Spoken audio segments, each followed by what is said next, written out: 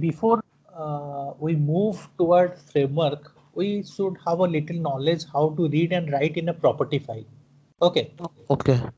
So what is property file? Property file is, you can say, a text file only with have which have extension dot properties. Let's say, for example, for this property file, it has name test dot properties. So in Okay. property file, we can store values like username is equal to AST, password is equal to something. So you can store values in variable like this. Give the variable name is equal to value. Okay. Okay. So yeah. Yeah, Tell. yeah, no, continue. So to read a value from this property file, we have to write a command for that. So first thing we have to do is create a input, a file input stream. Okay. I've created a file input stream and I assign null to it because initialize. What is the file input stream? Is it any variable or is it any data type? No, file input stream is a class for which we are creating a object named FIS. Okay. Okay, file input stream is a class, it's a Java class. It is under java.io package of Java, right? So it is a Java class for which we are creating a object FIS. And we initialize the null value on this object. Yeah, yeah. We initialize null value for it. Now what we are doing is we are again creating a object from properties class. Okay. So properties class is also Java class. Is it? Yeah. Okay. See, Oh yeah, yeah. Java java.util. utility properties. Yeah. Okay. For that also we are creating a like you can say variable. Now what I am doing is I am FIS, which object I have created for file input stream, I have initiated it is new file input stream. Why I have given null here, you understood? Directly I could have given here only. Instead of doing two line, I could have also written this piece of code here instead of assigning it in null. No, whenever we assign any object, this time in the Java syntax, if we follow the Java syntax, so we can, whenever we create any object, so we have to mention the new keyword after the. Yeah. That is if you want to assign it with a valid object. If you have no object with you to which you want to assign, you can just assign null. Okay. Okay. Because this is like I have broke it into two lines of code. Directly I could have written like this, control C. I could have written here only without assigning it as null. Okay, okay, Okay. okay, okay. Okay. So what I that same thing only. What I did is I assigned it null to create an object, because if you have no valid object with you, you can assign null to the variable object which you have created in Java. Okay. Yeah, yeah, okay. Got it. Okay. Now what I'm creating, similarly here also I have written new properties here instead of here, just to show the use of like null assignment of objects. Directly I could have written properties prop is equal to new properties, but I have broke Okay. it into two line and I have assigned here null and I have instantiated in this line of code. Okay, is there any advantage to retain this kind of syntax, or is it depend on the developer or the It depend on you only. It depend on okay. you. It depend on the requirement. Like say for example, in runtime, if an object is getting created and you want to assign it to prop, then you have to mandatorily assign null because you don't know the object beforehand. Yeah. If any object gets created in runtime, then you have to mandatorily assign null, and in runtime which object is created, you will be assigning to it. Then this way of writing code will work. But if you already know an object, you have the valid object with you, there's no point of assigning null and again reassigning it in the next line of code. You can directly assign it in this declaration only. Okay, okay. Yeah. Got my point, right? Yeah. So what I'm doing is I am the property object dot load the file object. Okay. Okay. Okay. Here, why I'm directly writing test.properties, because the test.property is directly present in my project location. So I am directly writing it. If it is present in another location, I have to write the whole path. Okay. Okay, also one question I missed that whenever we start the program with the properties, okay. Mhm. So this time we have to create a property file before the starting the this kind of Yeah, code. yeah, yeah, obviously, because in file input stream you are passing the file, which file you will pass, this file only you will pass. So if you don't have a file which you are passing, so it will throw you file not found exception, Okay. Yeah, yeah. right? Okay. Okay, so after that I am loading the file input stream in that property file. After that, I can directly property.get property username. So what it will do is it will retrieve the value of username variable and print it in the console. Okay. Here I will get what? Yeah, yeah. ASD. ASD the value of the variable. The value of the variable will get retrieved here, property.get property. Okay. Similarly, in password also, you can Password also, retrieve yeah. the value AQ that is written. You can retrieve that value. And one more advantage of property file is that which variable you are not created beforehand. Okay, that variable also, that temporary variable you can also create in runtime. Like here, I have created what set property do is it assign a variable to the property file with its value. Here, what I did is place is equal to Pune. That means in Okay, place runtime, is, yeah, place is the variable and Pune is the huh, value. yeah, 3 place is equal to Pune. That is created, but that is created in runtime. Okay.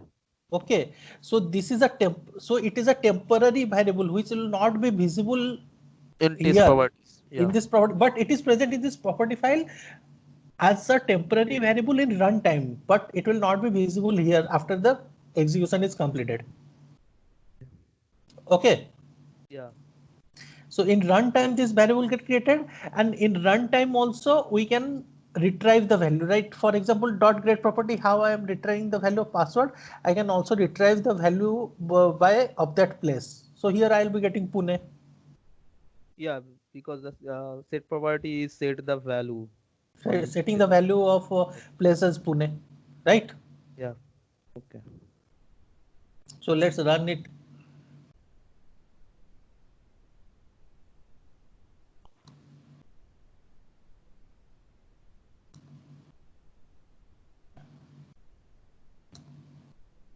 See, ASD, it got the value ASD from this file. AQERE, this to value from this file it got by get Yeah. property. And also Pune. And also Pune, which is set in runtime. Runtime. Got Yeah. it got it, but this is a temporary variable, so it didn't get reflected here after the execution is completed. So it's a temporary variable. Once the execution is completed, it get deleted from the temporary cache. Okay, Okay. so you got an idea how to deal with this properties file. Yeah, but my question is that is it Yeah. necessary to use whenever we creating any framework or whenever uh, Yeah, it is necessary while you create a framework that is hybrid framework. Okay, because I am telling you a way to retrieve value from the file. This is the way you retrieve from property file. There may be a way you retrieve from the Excel file. There are n number of files from which you can retrieve value. So in your framework, you can for parameterization you can use any of this file and retrieve value from it using Java code. okay. And what is actually the hybrid framework? Is there any like in our development sector, the in app development sector, there is also two kind of framework like hybrid and native. In automation testing, what is the actually particular hybrid So framework? yeah, we'll go to it once we go to what framework. Okay, so now there is one more type of jars that is called Apache POI jars. What does this Apache POI jars do? Apache POI jars helps us to deal with logging, okay, which Okay, we'll be reading now, and deal with reading and writing from Excel file. Excel file. Yeah. Okay. So how can we import that? मतलब how can we get the Apache file? Okay, so you can just download it from here. Download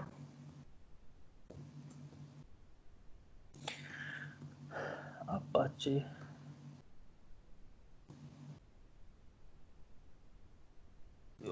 Jars.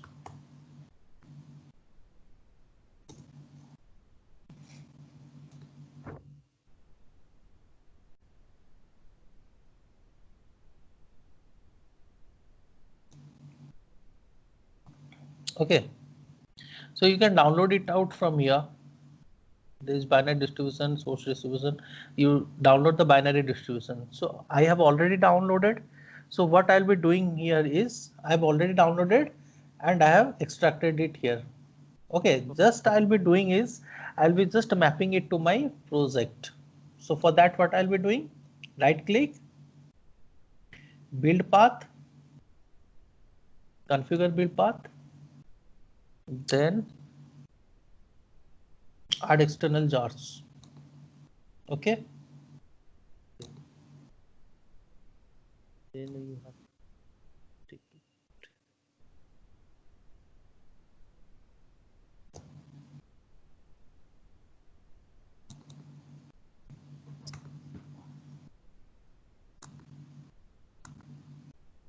Okay, all of this we have to import. Yeah, import everything. If one or two is not required, it's okay. But if we import less, that will be an issue, right? Okay. This is for logging log4j.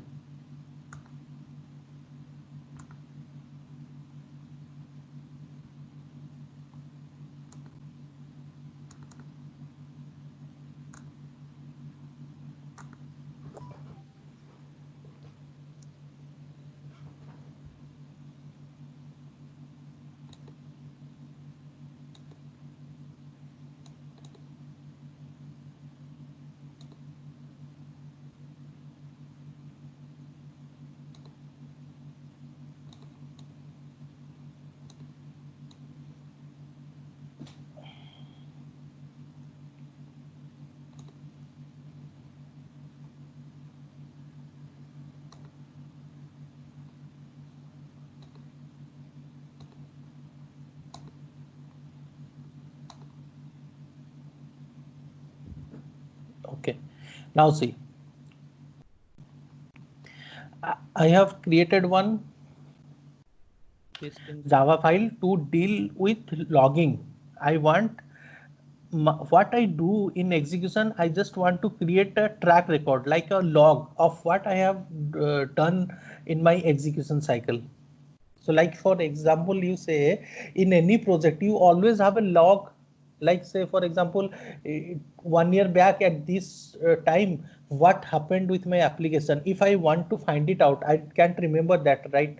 So for that, we need to create a history or log in which every activities of my project will get recorded. Okay. So for that, we'll be creating a log file. So just now we'll be seeing how to deal with this logging and all. We'll be integrating in our framework. So you'll be understanding how it helps us during our framework execution. Okay. So for logging, we first thing which we need is log4j properties. So this is a predefined file which we don't create. We just can download, or you can just mail me in the description below. I will send you this particular file. Okay. So here in this file, they have already defined the same look and feel of the log file, how it will be spaced, how it will be font and everything. They have already defined. We just will be using this log4j.properties file to create our own log file for the project. Okay. But I mean that whenever we test any kind of application, so we have to got the log file with this. See, actually, when we'll be creating a framework, we'll be like testing an application, but to track it or to keep a record of the day 1 to n number of day for which we are working, what happened during this execution cycle, what happened that during that execution cycle. To keep a record of that, we need a log file, right? Okay. For the yeah, got it. For reference, For reference, what yeah. yeah, What happened? Yeah. uh, what happened and in this point of execution time, in that day of execution. So that's just an, you can say, track, to keep a track. This is helpful logging. Yeah. Any, you can, in normal English word, if any application you have a log, means what, you just have the history of that application. Yeah. Got it. Yeah. So this particular log4j properties is predefined and we just have it, and here it is, everything is defined, how that log file will be created, in which format, in what spacing, and also we don't need to worry about that. We just have to have this, and for that you can just mail me in the email mentioned in my description below. See, so what here is, first is we will be copying our log4j properties in my project. So never ever keep your log4j properties or any resources which will be using in your local, because in real time you will be always keeping it inside the project. Because what happens in real time is, you will be preparing a piece of code and you will be uploading it in Git. So if you mention your local path, the person who will be downloading it from Git and will be executing will have all his or script fail, because your local path will not match with his local path. But if you keep it in your project, you will directly give its name, so it will work for you also and work for For the other the also. other person also who download it from the Git. Yeah. Got my point? So let's start with how this log works. So first thing what we'll be doing is, we'll be creating an object of logger class. Okay. So what I created here is logger Okay. logger is equal to logger.getLogger log.class.getName. So what will it be returning? It will be returning me this only, log only.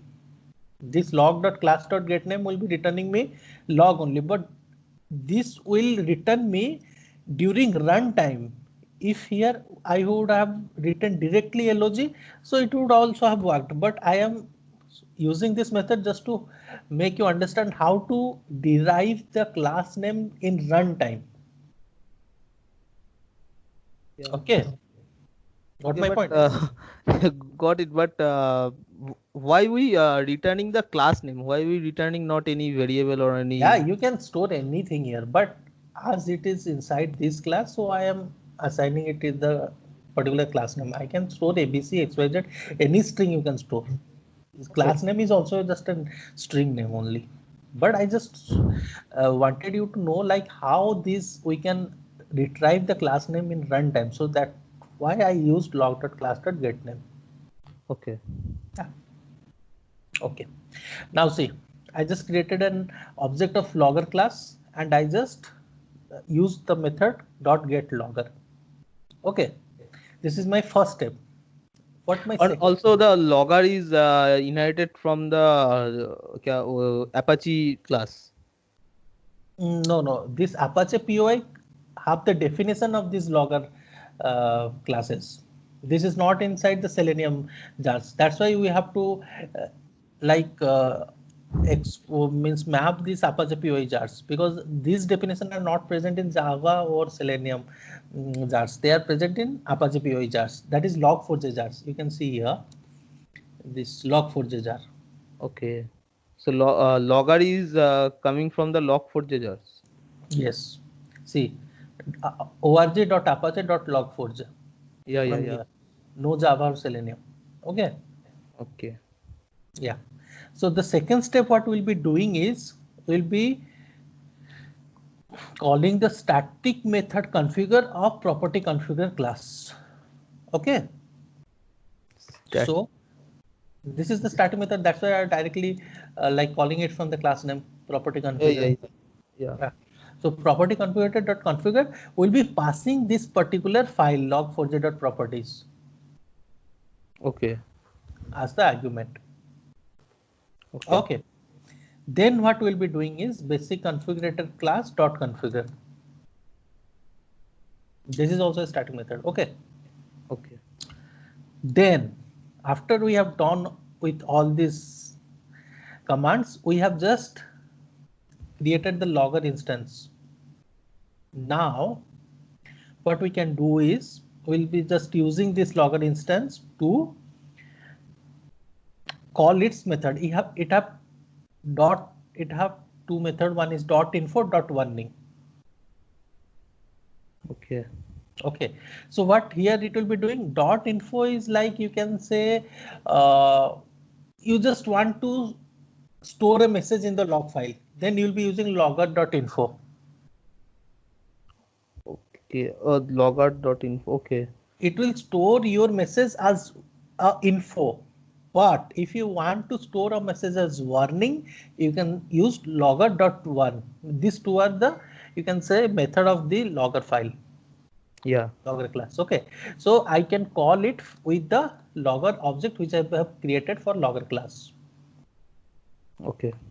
So here, if you want a message to store as get stored as info, you just use logger file. Sorry, dot info method. And if you want to store a method as warning, that you just store as dot warn. Okay. So let's say first I am these all are methods, so I need to call it right inside my @test function. So I called log.configure. So what log.configure will do? It will do my basic setting configuration for logging. Okay. Then I called log.info. So what here we are doing is we are having two methods. One is info, one is warning. So what I'll be doing is I'll be using these two methods. One is info, one is warning. So you'll see in the log file how these two makes a difference. Okay.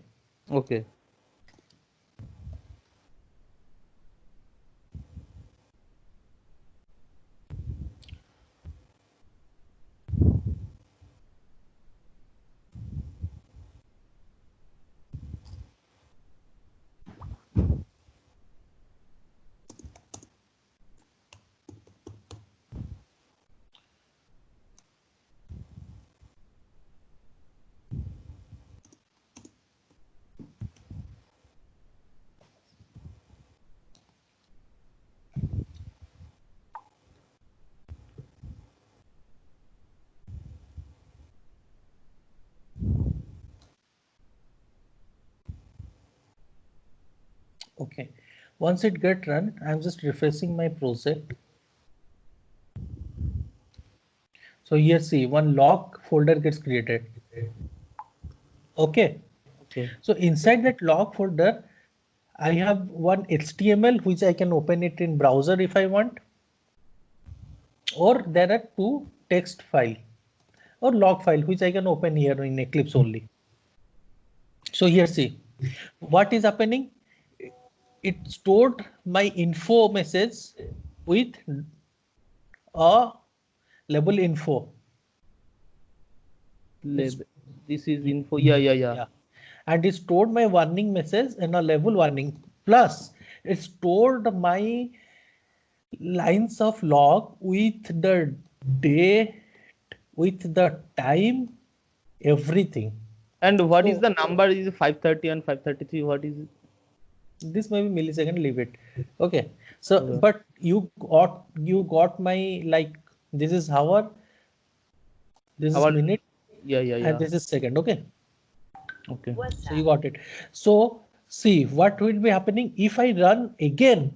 This will not be deleted. It will be appended so below. So at the end of 1 year or 2 year, you say like 2021, you are running this piece of code. You will be having this log also 2020 log. You can just Control F and give the date, and you can just directly go to this particular line of code, and you can just see like what happened in that day of execution of my project, right? You can see just if I run it again,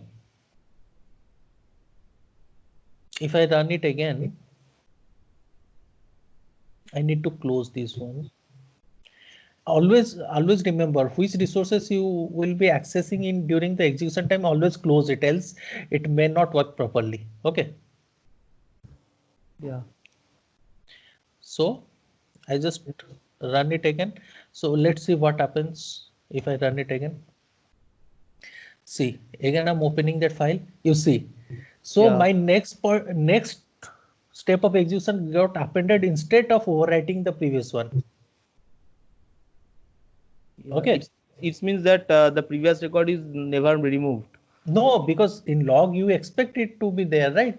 What Yeah, is yeah, log?